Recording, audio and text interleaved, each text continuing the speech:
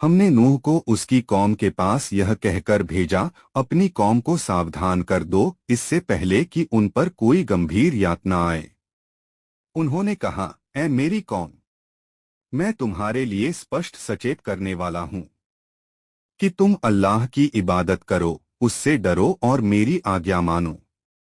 अल्लाह ताला आपके गुनाहों को माफ कर देगा और आपको एक निश्चित अवधि के लिए मोहलत देगा। निस्संदेह जब अल्लाह का नियत समय आएगा तो कोई राहत न मिलेगी, यदि तुम यह जानते। उसने कहा, है मेरे रब, मैंने दिन रात अपने समुदाय को आमंत्रित किया, लेकिन मेरे निमंत्रण ने उनकी उड़ान बढ़ा दी।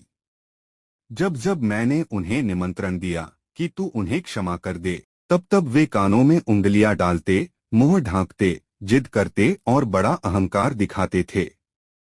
तब मैंने उन्हें खुलेआम आमंत्रित किया, तब मैंने उद्घोषणा करके उपदेश दिया और चुपचाप चुपचाप कहा। फिर मैंने कहा, हाँ, अपने रब से क्षमा मांगो, वह बहुत क्षमाशील है। वह तुम पर मूसलाधार वर्षा बरसाएगा, वह तुम्हारे धन और संतान को बढ़ाएगा, तुम्हारे लिए बगीचे स्थापित करेगा और तुम्हारे लिए नहरें बहाएगा। तुम्हें क्या परेशानी है कि तुम अल्लाह ताला की श्रेष्ठता की आशा नहीं रखते? लेकिन उसने आपको अलग अलग तरीकों से बनाया है।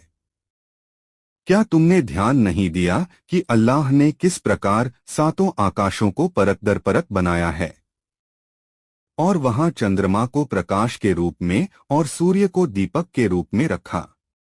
अल्लाह ने तुम्हें मिट्टी से उठाया, फिर उसमें वापस आ जाओ और पुनः जीवित हो जाओ। अल्लाह ने तुम्हारे लिए धरती को बिछौना बना दिया है ताकि तुम चौड़े मार्ग पर चल सको। नूह ने कहा, हे मेरे पालनहार, मेरी कौम ने मेरी अवज्ञा की है और एक ऐसे व्यक्ति का अनुसरण कर रहे हैं जिसके धन और संतान ने केवल उनके नुकसान को बढ़ाया है और वे भयानक योजनाएं बना रहे हैं। वे कहते हैं, अपने देवताओं को मत त्यागो और वाड, सुवा, यागुच, यौक और नस्र को